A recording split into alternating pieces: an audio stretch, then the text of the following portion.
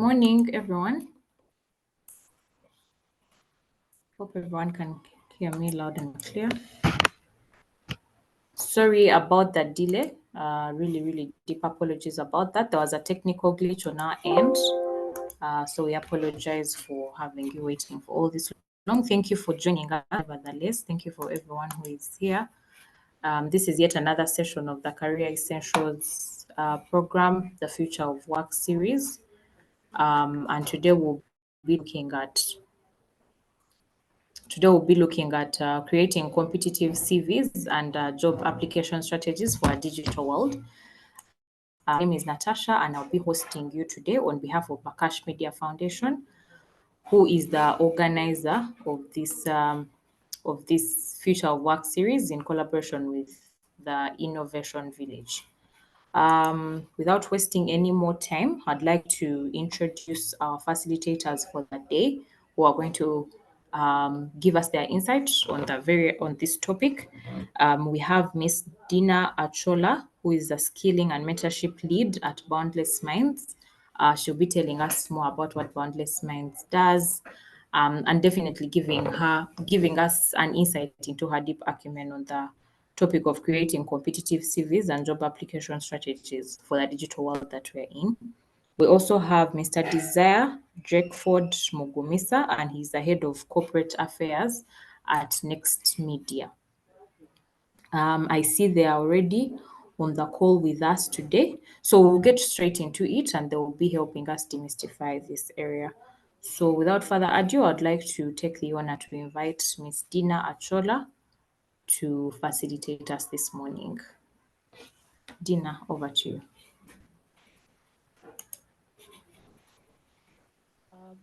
Good morning, everyone. Please confirm you can hear me. Yes, we can hear you loud and clear. All right, thank you so much, Natasha. Just give me a second to share my screen. Sure thing.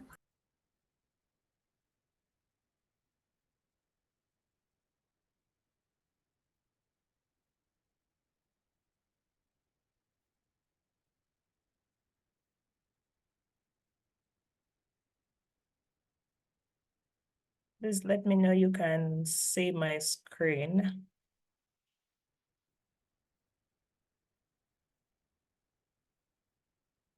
Yes, your screen is now up and visible. Okay. All right, I'm going to go straight to, first of all, like I've been introduced, I am Dina Achola, and I'm the Skilling and Mentorship Lead at Boundless Minds, where we train young people on, we support young people in honing their soft skills for the 21st century and digital world of work. We also prepare them. Most of them are usually senior 6 vacists and university students in attaining and getting some of these skills that we necessarily do not get through our education system. So we support them in that lane. But also we accord them all the soft skills and things that are necessary to become better professionals. But also, on the other hand, I do serve as the president of the EXCO at the Leo Africa Institute that is aligned with values-based leadership and ethical leadership for the public sector. And then also I sit on the European Union Youth Sounding Board of Uganda that offers advisory roles on the works of the EU in Uganda regarding the youth affairs. And I do volunteer as the director of fellowship at Future Africa, that is for politics and democracy and building the Africa that we want. So yes, I'm a blend of many things, but today I'm here as a skilling and mentorship lead at Boundless Minds. And without further ado, I'll go straight to what I prepared. But first of all, I am not sure if everyone has done their research to understand what the future of work looks like. But trends have quite changed regarding recruitment and selection and everything. And so the future of work, which we are already in it, is characterized by technological advancements, where we find lots of technological tools are incorporated in all our work and responsibilities and the everyday work that we do. And then there is also evidence of the involvement in the workforce demographics that we have. For example, in a typical workplace, you're going to find different age groups. You're going to somehow find the baby boomers, you're going to find the Gen X, you're going to find the Gen Zs, you're going to find the millennials. So there is a blend, unlike in the past, where you would probably find just two generations in one workplace. And then also changing business practices, where most businesses are looking at sustainability. They're looking at corporate social responsibilities. We're looking at utilizing the current resources that we have, but also being conscious of the future. You can look up on Sustainable Development Goals of the United Nations that deeply informs these changing business practices. And then we also witness lots of human-machine collaboration, where we have lots of technology being incorporated alongside humans. But also this has come with risks, where some of the work that could potentially be done by human beings are automated and then taken over by machines. So, and then we also have most of the work these days is focusing on employee well-being, where all employees advocate for their well-being at work, mental well-being, health well-being, safety. All those are being incorporated into the kind of work that is present these days. And then there's also a high emphasis on soft skills. Soft skills are invisible, but skills of collaboration, critical thinking, creativity, all those are being really looked at. You must have them. And then portfolio careers, we have people who have built niches. We're looking at jobs, looking out for people who have built niches in different sectors and different areas. But also one individual can have portfolios in very different and multiple fields. So we are witnessing such kind of things happening. It's no longer, I am just an engineer, but also you'll find an engineer who can host events, is an MC, an engineer who is also an agriculturalist. I mean, so much of a blend. And then there's also a high emphasis on lifelong learning, that as an employee, you are expected to continuously learn, to reskill, to continuously unlearn what you knew, but also be very, very quickly adaptive. So that is the kind of work that we are looking at in the digital age. And then, so how then do we prepare our curriculum vitae and job applications for such a fast-paced world? That is the big question that we are having today.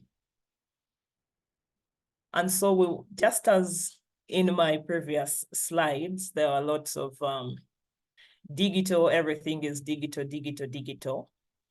As an individual who is preparing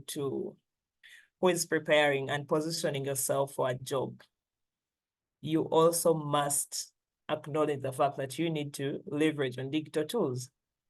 And there are so many digital tools that you can look up for. I love to encourage people to really carry out their own personal research, because from the position of a teacher or a trainer that I am, I cannot disseminate all the knowledge in one single day. But I can encourage you to do your own research and find out what CV builders are present. One of the easiest platforms where you can generate your CV is LinkedIn. And also you need to, such sites allow for you to create your own profile and also position yourself online. You have a continuous presence online. For example, on LinkedIn, there is a requirement for you to at least have your photo, which is a professional photo. I must say, it's not vibes and inshallah, but you must have a professional photo there. And then also beyond that, you are encouraged to also write up a summary, your work experience summary, clearly highlighting what role you are in, what are the achievements that you had in that role. And then it also provides a chronology for when you go to the format of the CV, where it is required that when you're sharing about your work progress, you must start with the most current. So LinkedIn automatically provides you with that, where your current role is the one on top, and then the most recent, then the other, then until like the oldest, those ones where you cannot really bring up. And then also, you are also encouraged to prepare your CV in a manner that it can go through the applicant tracking system. That is the ATS friendly resumes. Applicant tracking systems, most organizations, most entities, most institutions have automated the recruitment procedures. So by virtue of that, it means that if your application and your CV does not have key things that the employer or the recruiter is looking for, your CV stands no chance of going through the ATS friendly system. So that applicant tracking system is going to knock out your CV and your application, and your CV will not see the light of the day. So you should be able to prepare your CV in a manner that it survives the tracking system and it goes through. And how do you do this? Look out for the keywords in the job you are applying for. What are the key terms? I always encourage people to acquaint themselves with the industry jargons and understand what are the keywords that are in that specific industry where you're seeking to be employed.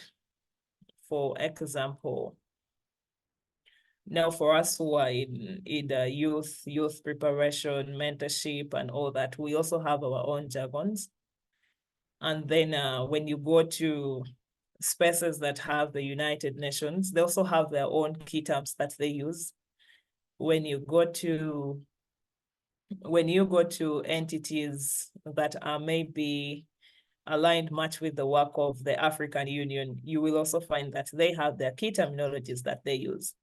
So if you are applying for roles in such spaces, then you must acquaint yourself with the key terminologies in those spaces. That gives you an upper hand. And then also there's also a trend of use of multimedia in your resumes. They will ask for it. If they don't ask for it, please provide for it. That you are able to provide evidence for the things that you have done. You do not just write it, but in some places, you are required to provide links to the work that you have done. That is, again, digital tools that we're talking about. If you are a content creator, where do you create your content? Where is the hub that anyone can visit and find your content? You must provide the link to that content hub of yours for a recruiter to be able to visit it and see the work that you are doing. If you are an author, you are a writer, maybe you review you review books, you edit, and all that. Can you please provide links to some of the work that you have done so that the recruiter is able to follow up and get a first-hand experience of the work that you are doing? Have you had, maybe, are they looking for skills of presentation? Are they looking for skills of public speaking? Do you have any video that reflects you doing such a thing? That is why, for me, I'm a huge fan. I enjoy the energy of the Gen Zs. because for them with their phones, they do like a lot of things with their phones. And anytime such is required, they will present it.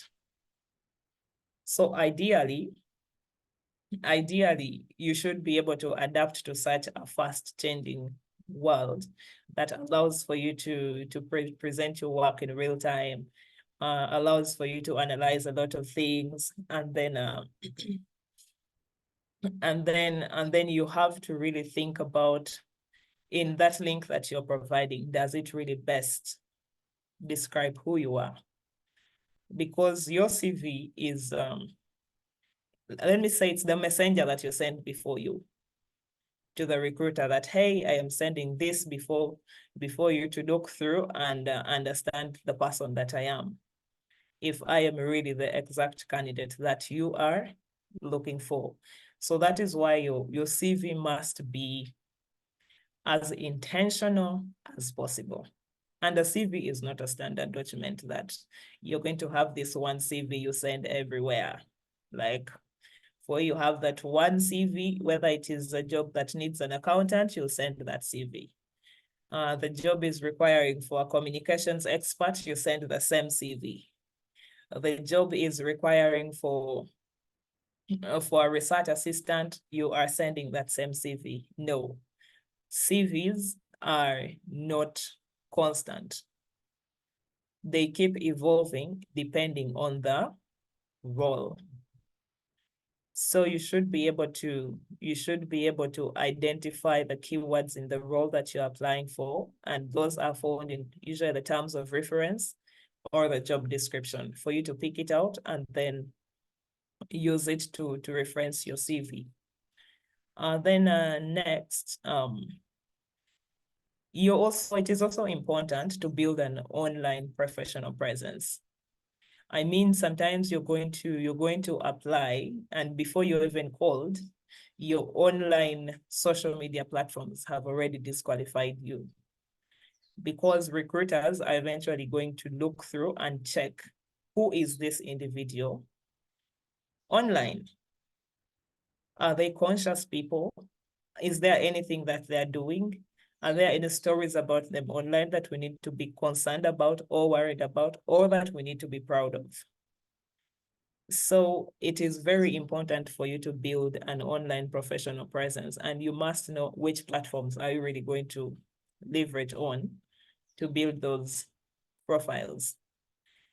I will always recommend LinkedIn, because LinkedIn is really that one place where professionals are gathered in like one place. Everyone it's like a busy marketplace, but for jobs, recruiters, people who are looking for jobs, people who are marketing, people who are everything, there is like a lot going on LinkedIn. So you must be able to ensure that on those platforms, you are also presenting yourself to the best of your ability, that even if someone went into a search button and said, I need someone who is like this, this, and this, the algorithm is able to single out your profile and show it on the other end, that on the other side, there is Dina Achola who is good at this, this, this, and that. You should be able to ensure that your profile can be found.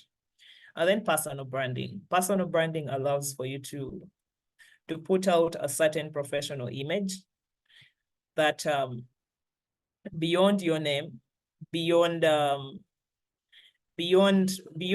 your other personalities and all that, you have a professional and a personal brand that can be attached to you. For example, many people know me as a teacher, because that is the personal brand that I have created. So I am known as a teacher, but beyond the teacher, I really do so many other things beyond being a teacher. If you are a baker, then be the baker. Let everyone know you as the baker, but not today you are a teacher. The following day you have changed, you're now a content creator. The other day you're no longer a content creator, you got bored by it. The other day you become something else. I mean, you're constantly changing into different things. A recruiter is not able to put just one word. to define you. So you should be able to brand yourself, that even if it is on your CV, that brand is evident. If a recruiter goes to your online social handles, they are able to find that same brand. I hope you people get me. And then online portfolios, for those who are into creating a lot of creating work, especially those who are in videography, content creation, documentation, and creating documentaries, telling stories, please, please, please, and please share your work online. Let it be found. Because sometimes you want, like I always say, sometimes your work will speak for you more than even the CV that you're going to send. So make sure that on both platforms, you are extremely competent. And then we look at now the strategic job application techniques.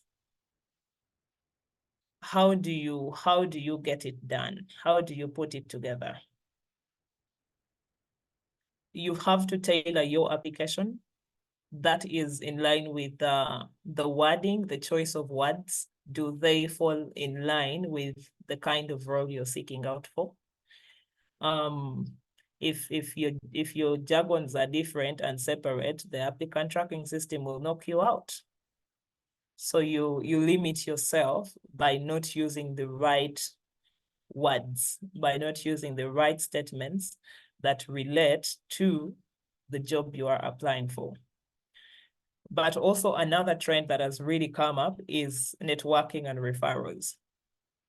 Most times, before you even get onto the application to face the panel of interviewers, it's very likely that someone on that team knows someone who knows you, the applicant. So we should normalize networking. I know networking does not come easy for everyone, but you must find the strength and the courage to network so that you are able to build the strength and the opportunity to be referred.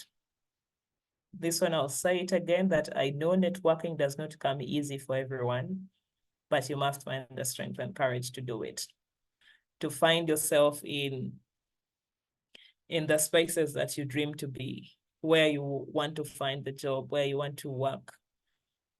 Find yourself networking in those spaces. They always say that, tell me who you're moving with, and then I'll tell you who you are.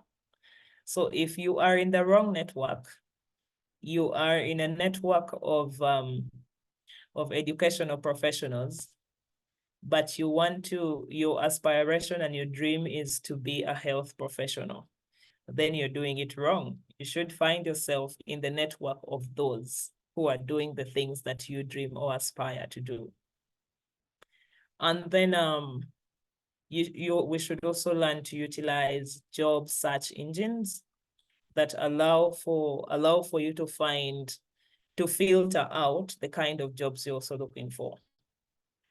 Sometimes these algorithms will keep sampling you with different jobs and all that. They'll keep sampling until you maybe one day click on a particular job, and then the algorithm will identify that, oh, Dina is looking for roles that are related to maybe mentorship, and then she'll start sending you mentorship tailored jobs and adverts and notifying you every time such jobs are up. So this is basically how the digital era is functioning right now. And things, and the fact is things are so fast. Like what is trending today, in the next few months or years will be phasing away, and there will be new technology in the field. So you must also avail yourself to be able to learn, to grow, to adapt, to unlearn, to reskill. You should constantly be learning something. You should constantly be on the quest for something that makes you stand out. And so with that, with all that said, I will just go back and reiterate that while you're positioning yourself for the job, if your application has already gone through the applicant tracking system, you have made it through, you have been shortlisted, and now you have been called for a physical interview. An interview ideally is not an interrogation, it is an interaction for you to get to know a little bit more about where you intend to join, but also for the recruiters to put a face to the name and to the CV and to all the content that they have been receiving. So when you reach the stage for physical interviews, presentation really matters. The non-verbal cues that you present really do matter a lot. How you dress and show up is good enough to tell if you will get the role or not. How you communicate on ground is good enough to ascertain if you stand a chance or not. You must communicate with respect. You must listen. You must allow for a paced interaction. Do not talk on and on and on and on and on. I mean, you need to give time to the other to the interviewers also to go ahead with their process. And then also how you sit. I wish this was a physical session. I mean, there are people who sit, and the moment you sit, you're cross-legged, you slouch and your back is a bit bent. And then you have maybe your arms akimbo like this. Those will pass the wrong communication, the wrong message about who you are as an individual. So you must be able to present yourself with a poise that puts you already on the level of you are confident, you are self-aware, but also you're conscious of those around you and allow for communication to happen. And with that, I beg to end here. Thank you so much. Over to you, Natasha. Thank you. Thank you so much, Miss Dina. I think that has been very, very detailed and insightful. She has talked about the various support tools, for example, like the LinkedIn, the different search engines, how to write your CVs, interviews, and all those various aspects that we need in order to position ourselves in the workforce or for work opportunities in a relevant way. And I believe we have all learned something. If you have any questions, kindly take note of them. We're going to have the second facilitator, and then we shall have a joint Q&A session at the end of the second facilitator's sharing. So we can put them on the chat, or you can also unmute your mic and ask your question to any of the facilitators. Thank you so much, Dina. For now, let's have our next facilitator to take us through the same topic. So I'd like to invite Mr. Desire Drakeford. Over to you, please.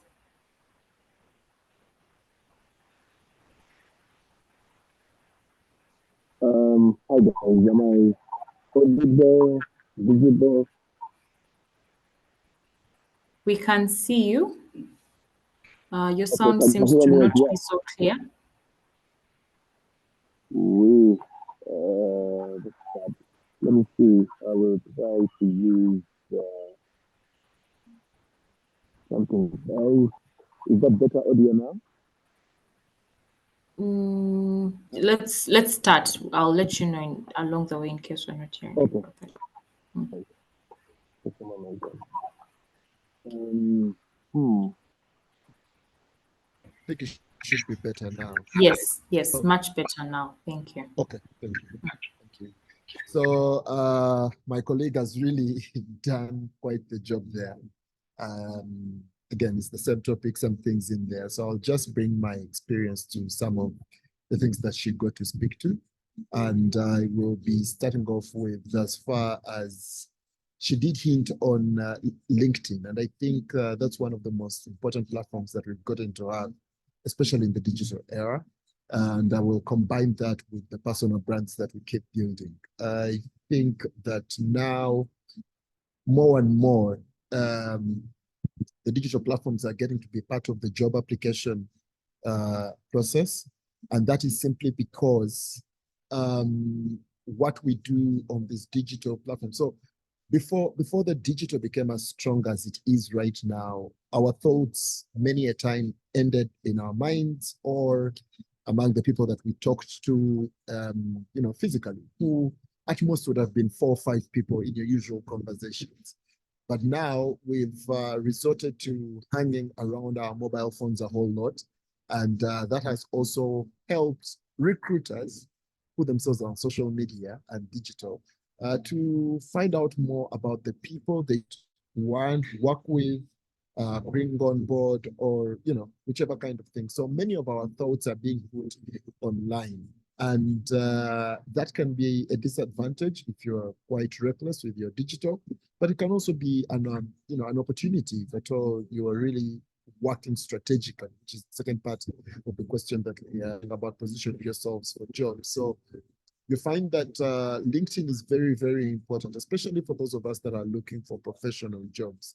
The careers have also opened up so much, so I don't expect that a photographer will have a lot of work on LinkedIn. Yes, they will have a thing or two to position themselves for the jobs and all of that. But many a time, like she was sharing, if I'm going to look out for a photographer, I'm likely going to go to a platform like Instagram and try and look that up.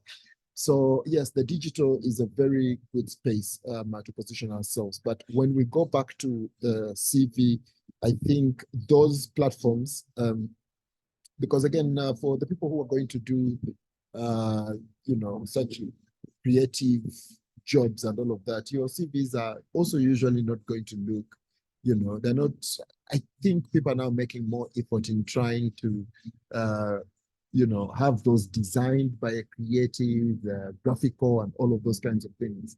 The conversation about CVs from anyone that, will come in here, and I come from, a media house and a media background, you will find that lots of creatives up in here, their CVs are going to be different from the person you're going to hire for sales, commercial, marketing, and all of those kinds of things. And that in itself communicates the fact that there is no one size fits all for CVs. I think that's one of the things that we need to agree to. You need to get the tips and basics from conversations like this, but still go ahead and identify people in your market where you want to be and try to see what are they trying to do with their CVs. The good thing about the internet today is that a lot of information can be found there if at all you want it. So back to the CV, we keep going up and about. That CV of yours, it would be nice, especially if we're going to focus on the person who's doing the formal job, to have that LinkedIn profile put within your CV, because if you're looking for a marketing job, if you're looking for a communications job or jobs along those lines, someone will want to see how you communicate, how do you write, and all of those kinds of things. And that goes back to the personal brand. When you are putting across your views and your thought leadership pieces, which are quite a bit on the market right now, how are you writing them? How are you punctuating them? How what kind of photos are you selecting to use with them and all of that? That in itself will be part of the interview, before the interview, that kind of thing. So I think that's a tip that I thought I would get to speak to among those that she did get to share. Then, of course, she spoke to the keywords. And I think I like the part where she was also speaking about, not, like I said, no, there's no one size fits all. It can also be applied, like you rightly put it, to the CVs. I have various talents as a person. I am very passionate about sport. I do sports marketing, sports communication, but then I also do corporate affairs. I do PR work, I do emceeing, I do so many different things. So if at all someone asks me for my CV for something, I will need to ask them, what is it about? I personally have various CVs or resumes out there. I will name this one. This is for communications. This is for corporate affairs. This is for, there are roles that are looking for advocacy and all of that. So what do I front? So I will have different documents, and those documents, you're not also, putting them together and forgetting all about them. Every once in a while, you can, target yourself as per the field you're in to keep looking through them and trying to update them as regularly as possible. What have I achieved now in this space? Can I add it to that? Have I been to an event and I have had that this is a key thing that is important for jobs like this? Can I add it there and all of that? So yeah, you will need various ones of those that you keep updating as regularly as possible. And again, those various ones, you need to study what keywords are people usually looking for in there. There are also platforms online that can help you do that. There is something called the Cloud Generator. It is pretty, it is pretty helpful in that when you get to find out what keywords are usually looked for or spoken about when people are talking about this particular career, then you find, tactical ways of having those words or those phrases within your CV, so that as someone reads whatever it is all about, they are also trying to catch up and saying, okay, this is good, this person is more relatable, especially, even when you are back home, let's say you are looking out for a lawnmower or something like that, you also know what you are looking for, and you're saying, if they have this, and that, those 5 words that you're looking for, and then you start asking your friends and you ask them, okay, how good is that lawnmower and all of those. There are those 5 keywords you already have. So when you hear that person speak about them without you prompting you, then you feel like, okay, I think this guy is more right, or that lady is more right for the role than the other. And that is really how it also applies this way.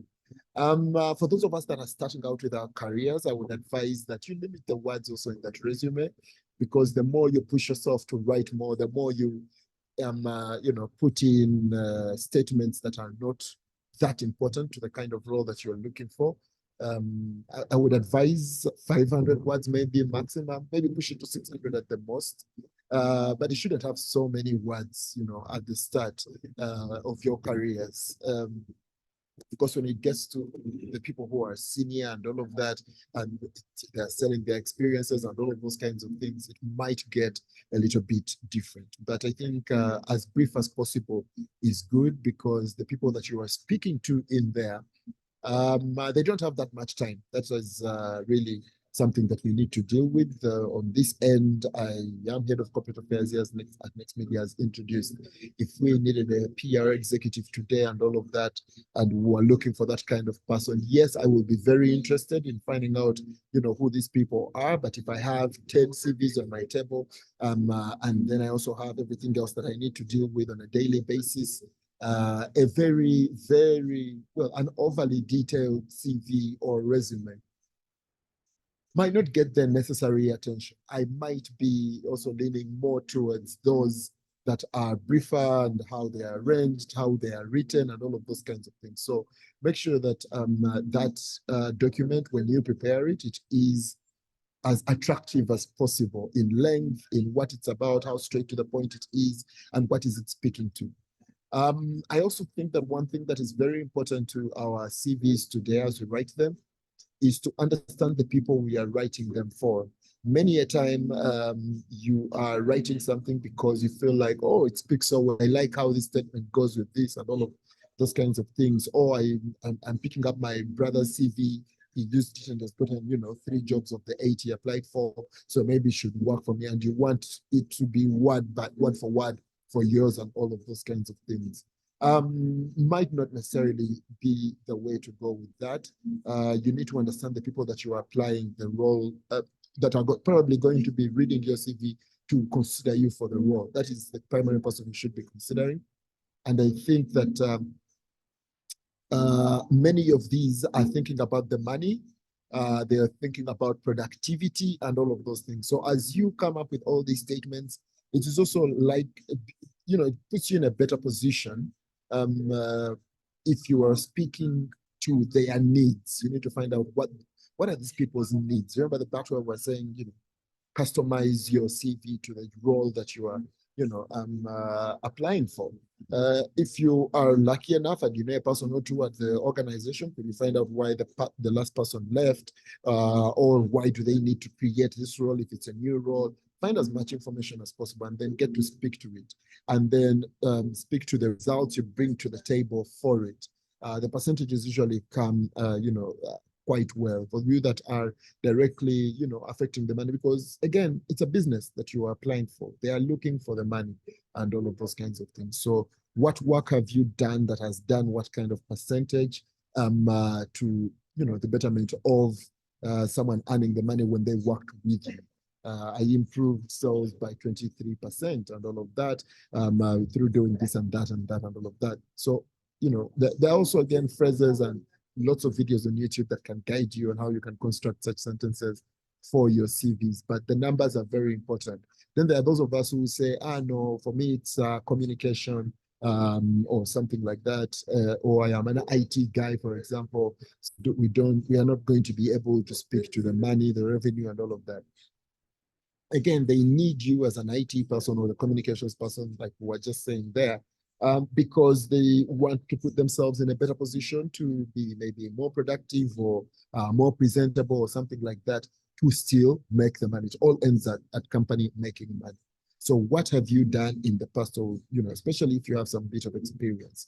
Maybe I did this and I improved productivity. For the IT guy, let's say you created a solution that enabled improved productivity, which in the other, in turn brought about this much more income to the organization and all of that. So the numbers will be very important for many of these roles, because it also sets you apart as a person who is, preparing your CV and trying to go in there, because you're already speaking the language of the person who started that business. I am looking for the money. How do we grow the money in this organization? So don't run away from the money, especially if you are capable of contributing to it. And then I think one thing about CVs is that sometimes they are too templatey. They have all these cliche terms. We pay attention to detail, or I am self-motivated, or I'm motivated by passion. I'm a team player, and all of those kinds of things. Again, the more it looks cliche, and I think it's also a challenge we're having in communication with ChatGPT being as popular as it does. It has softened work, yes, and all of that.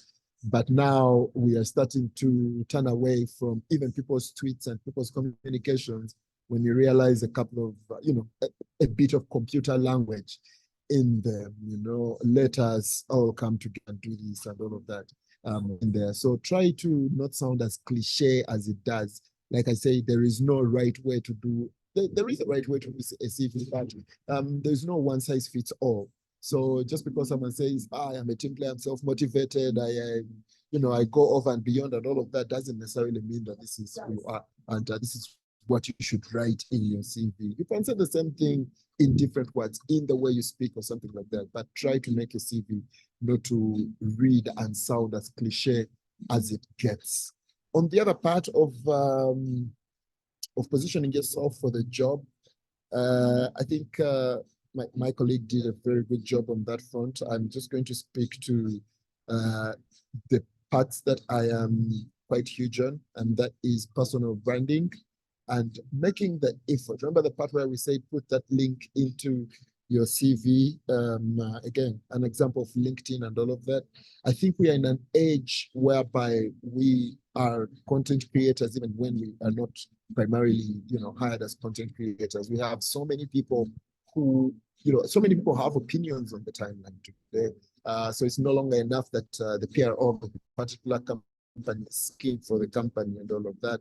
It's also very important that other people from within that company are speaking in the same, on the same things in their, or bringing their own personality to those topics and all of that, but also speaking positively for the company and all of, or whatever it is working, it deals in, without maybe even mentioning the company, but putting importance to what it does. And I think as far as that content creation goes, it's quite important now that your social media does communicate your expertise on a daily basis. I think we've grown to the level whereby whether you are a photographer and all of that. I keep pushing the photographers at Next Media now, and I'm asking them, okay, cool, we have some great photos of all the events that we've done and all of that. What is on your Instagram? You know, it's the same thing I tell our graphics designers here. What is on your, well, they have their Behance and all of that. And I keep arguing and saying, you know what, Behance is for the creatives. There are people like us who might want to hire a creative, and I don't know about Behance as a platform for you guys, because that's, but for amongst your community, it is huge. You cannot keep, you know, preaching to the converted only. The converted have already been converted. Give them what they need to see, and you know, be a thought leader in that space and all of that. But please go to the spaces where you believe the people who need your services usually are. Is it Twitter? Is it LinkedIn? Is it Instagram? Is it Facebook? Whatever platform that is, be present there. And might not be every single day, because you could come off as someone who is spamming and all of that, but as regularly as possible. Again, no one thing fits all. As regularly as possible for what you're trying to do. Be present. Draw a content calendar. You're a social media manager for your brand. Do a content, you know, a calendar. ChatGPT will help you do that research and know, you know what, maybe this time I'll need a blog post. Maybe next time I'll need a video. Maybe next time I'll need a tweet. Maybe this is what I'll put on Instagram and all of that. And it's so hard to do. I know it. I need to do it, but I don't do it as consistently as I do it. I do it for my, you know, principals and the people I am in charge of as regularly as I can. Near perfect. I struggle to do it for myself. So it's a hard thing. I recognize it, but it's something we ought to be doing consistently. What is on your social media? I think we've built such huge names. You need to get to a point whereby when you are suggested, someone already has an idea who you are. And if they don't, when they look you up, they are able to say, I think I'm confident in getting to do this. And I think one big, and this is the final bit I'll contribute to this, is that it's not enough for you to be the one that keeps churning out information. Oh, I saw this billboard and this is what I think about it. Oh, I saw, you know, this supermarket. I don't think they're doing this the right way for those who are marketing and all of that.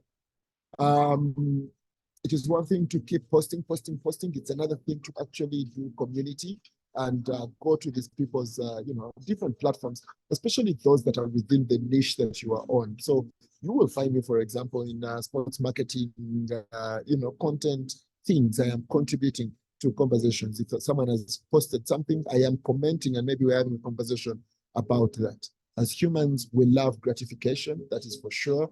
And I might not have met Bakash as an example in person. I've met him, but I'm saying as an example, I might not have met him, but because I see him commenting on my posts, and maybe sometimes we have conversations where we agree or not, there is a connection that we get to get. Now I have won over Bakash. Are there friends of Bakash who, you know, also talk about these things? Are we also engaging? If I engage on Bakash's post and the conversation keeps going, I'm going to meet or familiarize myself with about 5 or 6 people in that. So keep building that kind of community. Then those 5 people also know you. The next time a role opens up in any of the organizations for those 5 people, and they see that application and they relate to the kind of content and quality of conversations you've been having, they are also able to, remember the networking I was talking about? Yes, they're also able to say, oh yeah, I've seen that name. I've seen this guy on LinkedIn, on Twitter, or something like that. And then your CV comes into play and all of these other things. So job application, as I conclude, for me is pretty much, how can I put it? It's like a machine. It's not one thing that gets you to get those jobs and those promotions after you get those jobs and all of that. It's so many different tiny things working together, and you need to be consistently tapping into the most important ones for your particular career or for your kind of job. Thank you. I'll leave it at that, and maybe we'll be back for the Q&A. Thank you so much, Desire. You've done the topic justice. And I think my highlight for me is seeing how much power social media actually has in this digital era. It's such a huge contributor to, you know, the kind of profiles and portfolios we have out there. So we ought to use our social media wisely and in a way that would actually add value to us, but also take the responsibility to be the social media managers for our digital profiles, like Desire said.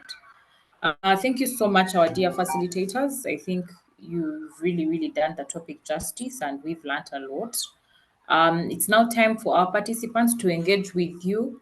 So I'd like to request that if anyone has a question, please raise your hand up. We shall send you a request to unmute, and then you can pass your question on to any of the facilitators, or you can feel free to put your question on the chat, and I'll be sure to make sure it reaches the facilitators. Anyone has any questions?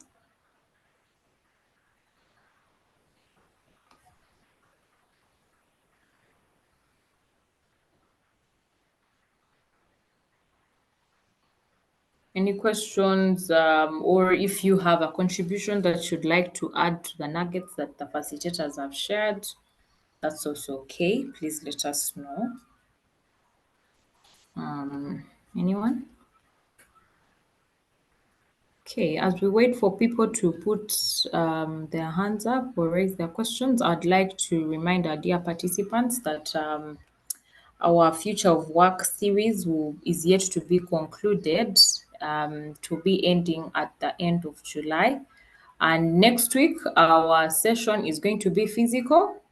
We're going to have it at Victoria University. That will be on 26th July.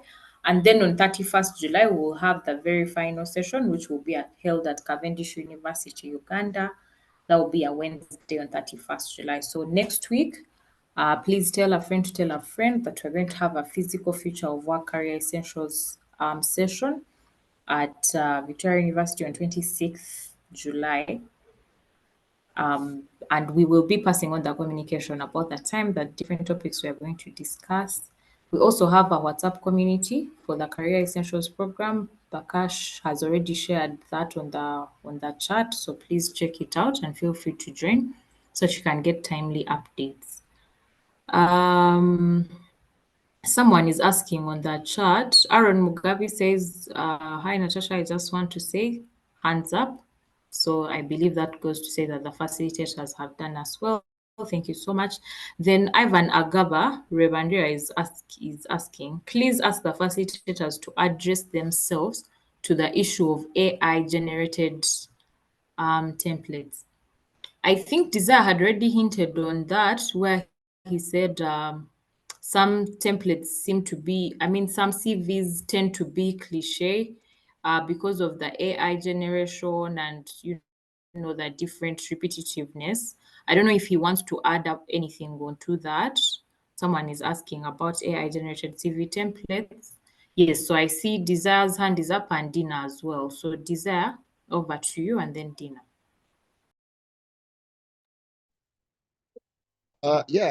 So for me, and this is really a personal view to this, I have no problem with bringing AI into play when you're generating content and all of these kinds of things. I think, and I've seen a couple of colleagues who've suffered with this, the biggest disservice we can do to ourselves is turning down AI and what it's able to do.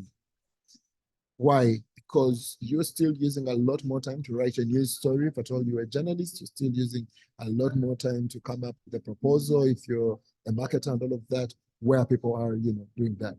I think the challenge is in after you've gotten what AI has generated for you, what have you done with it? Which is where I also gave the example of, we are now reading speeches and social media posts from people who, they get it from AI. It comes with you've seen those strong emojis, and then you've seen the ribbons and all of those kinds of things. So for me, it is about, let AI help you start. It will give you the structure, the relatables, and all of that. When you bring it out, bring your personality, because the human element should never die in any of the executions. Like we said, the CV today is to sell your experience. The CV today is to sell you, to tell someone what you can do. What I can do cannot be the same thing that Dina can do. I mean, we are speaking on the same topic. We are speaking on exactly the same principles, yet we are bringing different examples from each of us, to speak to the same thing. And that's exactly what your CV should be. So let the AI generate that template, but ensure that you have the time to sit down and craft what it is saying like you would say it. Let it give you the idea of where you should go with something. Don't go with what it has given you. So yes, humanize it right after you've gotten the AI generated content. Thank you. Thank you, Desire. Dina? Thank you so much. I'll not digress from what Desiree has just said, because in this era, what AI is doing, AI gives you prompts and leads. It does not give you the conclusive thing that tells who exactly you are. And like Desiree has said, let your CV stay human, the human aspect of it.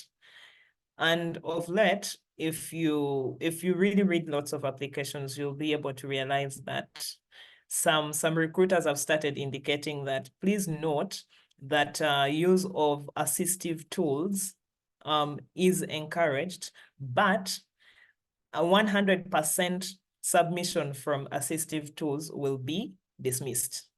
That means they're looking for a human beat to it. And also, as yes, I am a tech enthusiast. My background, my professional qualification is in computing. And in computing, IT, what programming does is garbage in, garbage out. So, and also one thing I always encourage people is do not let the tool control you. You are the human, you are the designer. So feed it with what you want it to do and then allow it to work. And when it has finished, to review it. So do not 100% rely on the tool to do things and you expect it to appear like it is you. No, the AI is going to give you things that are cliche, they're not clear. And if I read it, I am able to tell from like the first sentence and I'm like, AI, I am not dealing with this and my interest is gone. Thank you. Thank you so much. Isaac, you have a question or you want to add to that? I have a question. Okay, please go ahead. Thank you so much, Tash, for hosting us today. And to our trainers, thank you so much for joining us once again. I think Desire has been part of us. Desire was one of the panelists for our last physical session we had at Motive. That was, I think, last year. Thank you so much, Desire and Dina, for joining us. And of course, Boundless, our partner. So much. Mine, I think there are questions. One, I think it will go to Dina, this one. I would like you to kindly point out the key elements you think make a potential, a CV stand out to maybe potential employers or anyone. If you could kindly point out those elements, the key elements you think stand out in a CV. Then, Desire, if maybe you could kindly also address the strategies that you think can be used to address the employment gaps or lack of experience in a CV. Yeah, I think those are my questions. Thank you. All right, thank you, Isaac. Maybe also just to add on the ones we have on that chat so that the facilitators can address them all at a go. Someone is asking his question, that is a cow Jacqueline Brenda. She says, thank you, facilitators, for the presentation. Her question is whether the ATS, which should be the applicant tracking system, has a specific CV format. Then George Rutagumba is asking, some job openings are enclosed that at times the applicant may not get a contact to inform them of what to expect for a specific role before they apply and streamline their application to the employer's satisfaction. So how does he craft his CV to suit such a mysterious opportunity? So we can have Dina first, I think, to address the questions she has on her plate, and then Desire. Okay, thank you so much, Isaac, for your question. I'll go straight to that. Key things that really make your CV stand out. One, the very first one, there is a part of a CV that is at the top that asks for your personal statement. The personal statement is very brief. but it should be able to, I call it the punchline, the one that is going to determine whether you're in or your CV is going to be dismissed. The key terms that you use there are very important. I'll give you an interesting experience. Yesterday I was reviewing sample CVs for our mentees at Boundless, and very interesting personal statements came up. Others were too long, and we sat and reviewed together with them, and they assessed themselves. And those that were too long, here was the feedback. I got bored along the way. The person lost track of who they are. The person didn't seem quite sure. But then those that were very clear and succinct, all of them had interests in it. They wanted to know what was more beyond the CV. And I think this is a uniform human behavior and reaction towards pieces and write-ups. So if I am positioning myself as a consultant in education, how do I then make that statement stand out? I am unexperienced educational, or I am a progressive educator with experience and background, drawing inspiration from this and this, and looking to, it has who you are, what you have done, but also where you want to be. All of them are captured in that very tiny statement. And then also the other thing that can really make you stand out is how you state your previous job experiences. Most people maintain the job description, but on a CV, it ceases to be your job description. They now become your job achievements. You have to change the wording. If in the previous job, your JD was to manage partnerships, now here on your CV, it changes. It becomes, I managed to build and maintain relationships across how many partners for such and such a period that yielded to a sustainable outcome that looks like this and this. You now state the achievements. Those really make you stand out. And then I'll respond to the applicant tracking system thing. So most applications in the digital era, most entities do create their own application portal where you're able to just input your own details in their own format of CV. So it is very unlikely that they will require you to send your own document. In that case, you have no much of control on the template that, unless they've required you to use a certain template for you to use. That means that is the template they have prepared that will go through, that their system can admit and process. But for other applications, I understand most UN systems do have their own portals, application portals that allow for you to just input your own data. And that is now when the power of your vocabulary comes in, because vocabulary that does not relate to the role is automatically going to impede the progress of your CV. And then for the person who asked about closed applications that you don't have access, this is what I always believe, that do not position yourself in such a way that each time you want to apply to something, you must know someone there. You should be able to be too good at what you do, at presenting yourself, that without you knowing anyone else, you provoke curiosity from the other end. So, because it's not like you can't know everyone. You can't get information about everything. But one of the things that you can capitalize on is using the social media. Check out the website of the organization. You can also, and it will still lead you to LinkedIn of which people have worked at that organization. Maybe you can contact them, you can get in touch with them. But again, that might come off as not the best option, might come off as funny. Yeah, funny in quotes, but yes, you can do that. Look out for the organization, check out what they do, look out for the individuals who work there, and maybe make a few inquiries. But besides that, just make sure that in whatever you do, your CV is excellent, your cover letter is excellent, that with or without you knowing anyone, you stand a chance to progress. Thank you.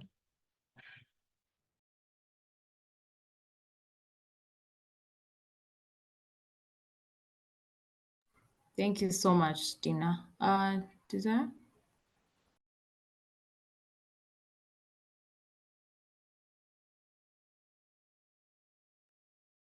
Okay, so I'll go to Isaac's question. I think the one they directed to me was something to do with addressing gaps or lack of experience in your CV. So this is where, again, opinion driven, I think the biggest challenge has often come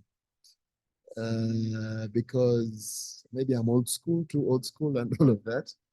But I feel that the way to go about this is to ensure that as you are at campus or as you are hunting for these jobs that will finally pay and all of those, it's important that you are either volunteering or consulting. Well, it might not be consulting, especially when you're just starting, but especially the volunteer roles and then the internships and all of that. For some of us who are in school, you've been lucky to get an internship.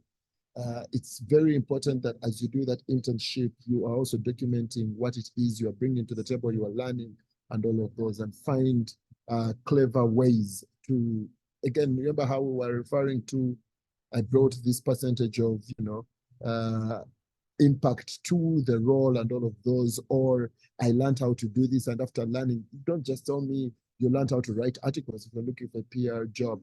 When you did, what did you do with it? What was the impact? Again, try and speak to impact as much as possible in what you learned and what you do and all of that. So yeah, so the volunteering, the internships and all of that, because in that, sorry, excuse me, at that point, what they're really looking for is, again, you need to think as the person who is hired.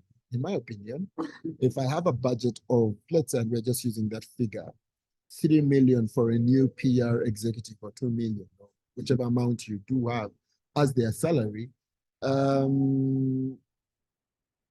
it's also going to excite them if they're able to find someone who is an entrant to the job that can grow into that amount that I'd set aside for an experienced person and all of that. And it's a win-win because yes, in as much as they don't have experience, they have shown that they learned how to do this and they got this kind of impact coming through and all of that. And I think it's an opportunity for us to spend a little less, but also be able to work with someone who is new to the market and will grow to this level. These are the realities that there are in many of these organizations and all of that. And sometimes maybe even the role, if you are lucky, is one that they don't have that big budget for the experienced person they are looking for, and you might just stand a good chance in there. The job hunt is not easy. I'm not here to try and convince you that, no, it's very easy. This is what you do and everything is done with and all of that. But yes, these are all strategies that you can use to try and get there. So it's important because again, it's one thing that they have let you through the door to do the interview. They've gotten to shortlist you. So your hugest job at the start is to ensure that you get shortlisted to be able to go to the physical interview. And that means that you need to speak a lot to the impact you've managed to put together from your past experiences. Might never have been a job. If I'm speaking to people who are just arriving in the job, but you're also, because then you are able to say that I am able to do this because I have done training in this, internship in this, and this is what I learned, and this is what I've managed to make it, to use it for, to go in this direction. And yeah, you can also be open to what you want to learn after you've, gotten through what you've managed to do and how far you've come, and you can be hired on that particular basis. I hope I have helped you. Yes, definitely. Thank you so much for that. Isaac, your hand is still up. Do you still have a question? No, touch. Sorry, my questions have been well answered. Okay, thank you so much. Thank you, our dear facilitators, and also thank you for the people who have participated and also asked questions. I think this has been a very insightful one, but also a very practical topic. Desire, you have something to say? Oh, yes. I'm just referring briefly to something that I wanted to point out. Yes, When please. Tina mentioned that phrase to do with rubbish in, rubbish out. Yes, it's very important. Again, as we were saying that in as much as the CV should not be AI generated and all of that. We agreed that it can prompt you, it can lead you, it can guide you on how your CV should be. But also the quality of prompt it will give you will also depend on how much time you've given yourself to understand how to prompt AI. So as we sit here and we say, oh, AI is helpful, it can help you and all of that, how well you can use AI for the quality start, because it's also very important where you start at as you humanize that CV. So I think it's also very helpful that every once in a while we give ourselves an hour or two to just look up content of what's the latest as far as prompts for ChatGPT and all these other AI tools gets to go. So you can get quality stats and therefore a big chance to have quality results when you start humanizing. Thank you. All right, thank you for that addition. And once again, I can't thank you enough, our dear facilitators, for really breaking down this topic for us and helping us to make sense of it, and also knowing why we need to put a little bit more effort in our portfolios, because that's how we then get to position ourselves competitively for the workforce. Thank you for your time. Thank you, our dear participants and those who have engaged. Right about now, we're going to launch a very quick poll. This usually just helps us to get your feedback on how the session has been, how you got to know about it, but also to help us continue curating more relevant content for young professionals like yourselves. So if you look at your screen right now, there's a poll. Please take a few seconds of your time to just answer those questions there. They're very, very quick and we'll really appreciate that feedback. After that, we'll take a quick virtual photo. So I'll ask in the meantime, those who are able, please turn your cameras on so that we can take a virtual photo for Bakash Media Foundation. Once we are done with the poll and the cameras are on, then we shall take the photo. Another reminder that next week our session will be a physical one, so prepare to come join us physically, to network, to get to learn about the future of work, and also to build meaningful networks. So prepare to come through. It will be on 26th July, which is going to be next week on Friday. The time is going to be communicated very soon, so please plan to be there. About 2 more people to finish the poll while we wait for the cameras to come on, and then we'll take our virtual photo in just a few seconds.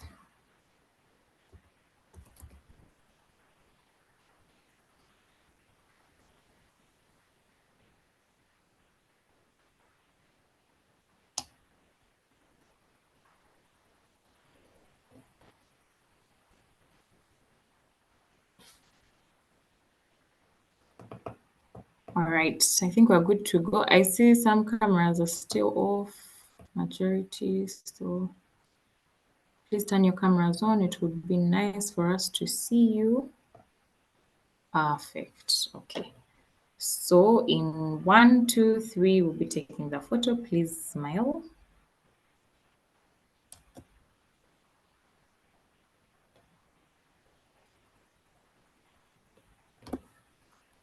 Got it. Thank you so much once again. Thank you, Dina and Desire. I had Dina calling you Desiree, so I don't know if I'm the one who's pronouncing your name wrong, but yeah, thank you so much, Mr. Mogomisa, for joining us this morning. Thank you, Ms. Achola. Your insights have been very, very great, and we've learned a lot from the session. If you have some time next week, please feel free to pass by and engage with our participants at our physical session. And we look forward to seeing every one of our participants next week. Thank you for joining us this morning and have a lovely weekend. Bye.